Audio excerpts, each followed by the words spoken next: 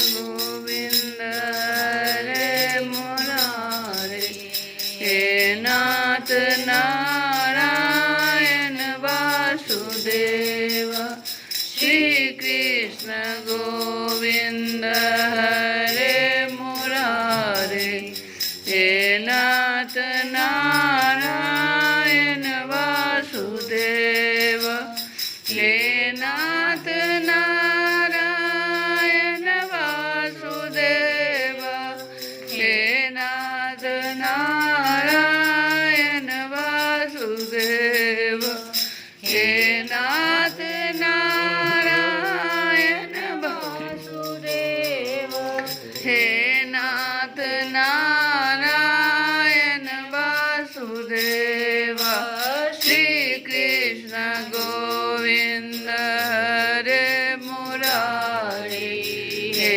नाथ नारायण वासुदेव, हरे राम राम राम हरे हरे, हरे कृष्ण कृष्ण कृष्ण हरे हरे, हरे राम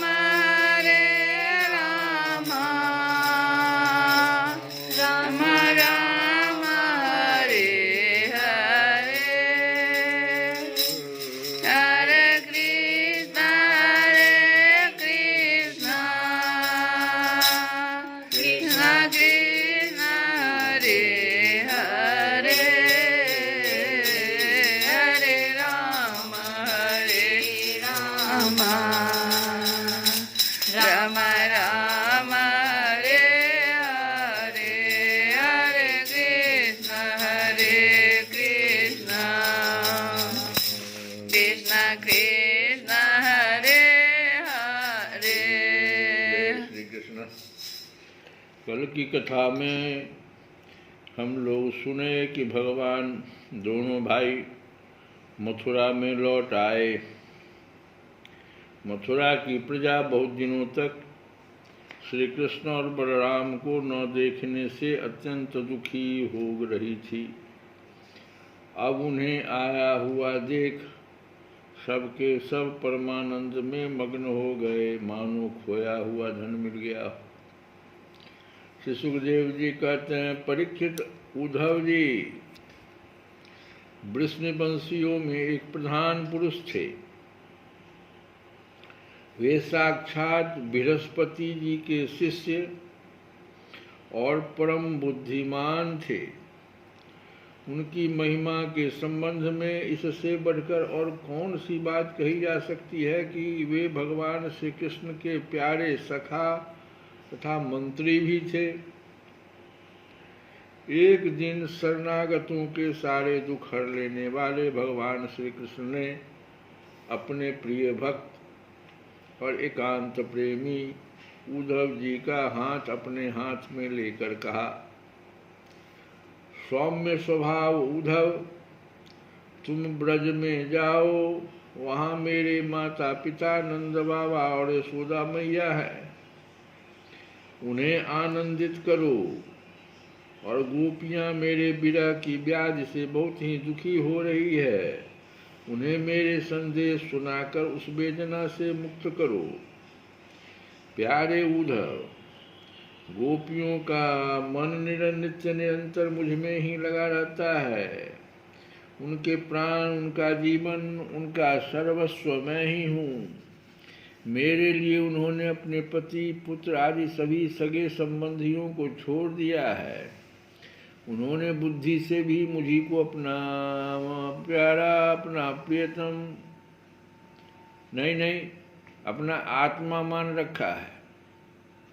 मेरा यह व्रत है कि जो लोग मेरे लिए लौकिक और पारलौकिक धर्मों को छोड़ देते हैं, उनका भरण पोषण मैं स्वयं करता हूँ।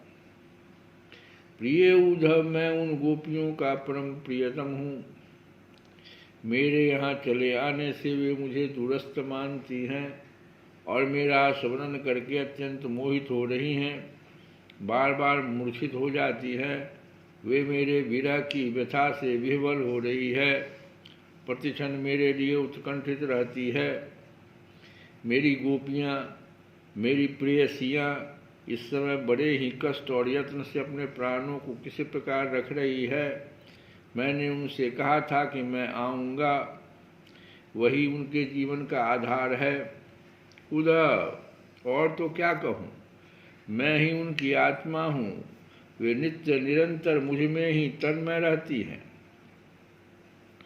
श्री सुखदेव जी कहते हैं, परीक्षित, जब भगवान श्री कृष्ण ने यह बात कही तब उद्धव जी बड़े आदर से अपने स्वामी का संदेश लेकर रथ पर सवार हुए और नंदगांव के लिए चल पड़े।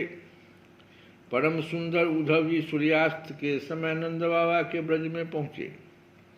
उस समय जंगल से गऊएं लौट रही थी। उनके खुरों के आघात से इतनी धूल उड़ रही थी कि उनका रथ ढक गया था। ब्रजभूमि में ऋतुमती गऊओं के लिए मतवाले सांड आपस में लड़ रहे थे। उनकी गर्जना से सारा ब्रज गूंज रहा था।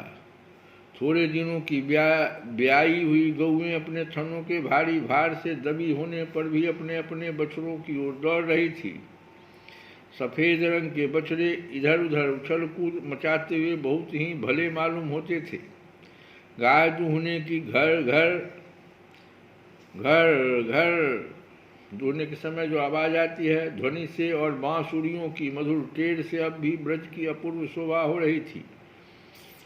गोपी और गोप सुंदर सुंदर वस्त्र तथा गहनों से सज धज कर श्री कृष्ण तथा बलराम जी के मंगलमय चरित्रों का गान कर रहे थे और इस प्रकार ब्रज की शोभा और भी बढ़ गई थी। गोपों के घरों में अग्नि, सूर्य, अतिथि, गौ, ब्राह्मण और देवता पितरों की पूजा की हुई थी। गोपों के घरों में अग्नि, सूर्य, अतिथि, गौ, ब्राह्मण और देवता पितरों की पूजा की हुई थी। धूप की सुगंध चारों ओर फैल रही थी और दीपक जगमगा रहे थे। शाम के समय में पहुँचे थे। उन घरों को पुष्पों से सजाया गया था। ऐसे मनोहर गृहों से सारा ब्रज और भी मनोरम हो रहा था। चारों ओर वन पंक्तियां फूलों से लद रही थी। पक्षी चहक रहे थे और भौरे गुंजार कर रहे थे। वहाँ जल और स्थल दोनों ही कमलों के वन से शोभायमान थे और हंस, बत्तख आदि पक्षी वन में विहार कर रहे थे। जब भगवान श्री कृष्ण के प्यारे अनुचर उद्धव जी ब्रज में आए तब उनसे मिलकर नंद बाबा बहुत ही प्रसन्न हुए। उन्होंने उद्धव जी को गले लगाकर उनका वैसे ही सम्मान किया मानो स्वयं भगवान श्री कृष्ण आ गए हों। समय पर उत्तम अन्न का भोजन कराया और जब वे आराम से पलंग पर बैठ गए, सेवकों ने पांव दबाकर पंखा झलकर उनकी थकावट दूर कर दी। तब नंद बाबा ने उनसे पूछा, परम भाग्यवान उद्धव जी, अब हमारे सखा वसुदेव जी जेल से छूट गए। उनके आत्मीय स्वजन तथा पुत्र आदि उनके साथ हैं। इस समय वे सब कुशल से तो है ना? यह बड़े सौभाग्य की बात है कि अपने पापों के फलस्वरूप पापी कंस अपने अनुयायियों के साथ मारा गया, क्योंकि स्वभाव से ही धार्मिक परम साधु यदुवंशियों से वह सदा द्वेष करता था। अच्छा उद्धव जी, श्री कृष्ण कभी हम लोगों की भी याद करते हैं? यह उनकी माँ है, स्वजन संबंधी है, सखा है, गोप है। उन्हीं को अपना स्वामी और सर्वस्व मानने वाला यह ब्रज है। उन्हीं की गौएं, वृंदावन और यह गिरिराज है। क्या वे कभी इनका स्मरण करते हैं? आप यह तो बतलाइए कि हमारे गोविंद अपने सुहृद बांधवों को देखने के लिए एक बार भी यहाँ आएंगे क्या? यदि वे यहाँ आ जाते तो हम उनकी वह सुघर नासिका, उनका मधुर हास्य और मनोहर चितवन से युक्त मुख कमल देख तो लेते। उद्धव जी, श्री कृष्ण का हृदय उदार है, उनकी शक्ति अनंत है उन्होंने दावानल से, आंधी पानी से, वृषासुर और अजगर आदि अनेकों मृत्यु के निमित्तों से, जिन्हें टालने का कोई उपाय नहीं था, एक बार नहीं अनेक बार हमारी रक्षा की है। उद्धव जी, हम श्री कृष्ण के विचित्र चरित्र, उनकी विलासपूर्ण तीर्थी चितवन, उन्मुक्त हास्य, मधुर भाषण आदि का स्मरण करते रहते हैं और उसमें इतने तन्मय रहते हैं कि अब हमसे कोई कामकाज नहीं हो पाता। जब हम देखते हैं कि यह वही नदी है जिसमें श्री कृष्ण जल क्रीड़ा करते थे, यह वही गिरिराज है जिसे उन्होंने अपने एक हाथ पर उठा लिया था, ये वे ही वन के प्रदेश हैं जहाँ श्री कृष्ण गौवे चराते हुए बांसुरी बजाते थे, और ये वे ही स्थान है जहाँ वे अपने सखाओं के साथ अनेकों प्रकार के खेल खेलते थे। और साथ ही यह भी देखते हैं कि वहाँ उनके चरण चिन्ह अभी मिटे नहीं हैं। तब उन्हें देखकर हमारा मन श्री कृष्णमय हो जाता है। इसमें संदेह नहीं कि मैं श्री कृष्ण और बलराम को देव शिरोमणि मानता हूँ, और यह भी मानता हूँ कि वे देवताओं का कोई बहुत बड़ा प्रयोजन सिद्ध करने के लिए यहाँ आए हुए हैं। स्वयं भगवान गर्गाचार्य जी ने मुझसे ऐसा ही कहा था। जैसे सिंह बिना किसी परिश्रम के पशुओं को मार डालता है, वैसे ही उन्होंने खेल खेल में ही 10,000 हाथियों का बल रखने वाले कंस, उसके दोनों अजेय पहलवानों और महान बलशाली गजराज कुबलिया पीर को मार डाला। उन्होंने 3 ताल लंबे और अत्यंत दृढ़ धनुष को वैसे ही तोड़ डाला जैसे कोई हाथी किसी छड़ी को तोड़ डाले। हमारे प्यारे श्री कृष्ण ने एक हाथ से 7 दिनों तक गिरिराज को उठाए रखा था। यहीं सबके देखते देखते खेल खेल में उन्होंने प्रलंब, धेनुक, अरिष्ट, तृणावर्त और वक आदि उन बड़े बड़े दैत्यों को मार डाला जिन्होंने समस्त देवता और असुरों पर विजय प्राप्त कर ली थी। श्री सुखदेव जी कहते हैं, परीक्षित, नंद बाबा का हृदय यों ही भगवान श्री कृष्ण के अनुराग रंग में रंगा हुआ था। जब इस प्रकार वे उनकी लीलाओं का एक एक करके स्मरण करने लगे, तब तो उसमें प्रेम की बाढ़ ही आ गई। वे विह्वल हो गए और मिलने की अत्यंत उत्कंठा होने के कारण उनका गला रुंध गया और वे चुप हो गए। श्री कृष्ण गोविंद हरे मुरारी, हे नाथ नारायण।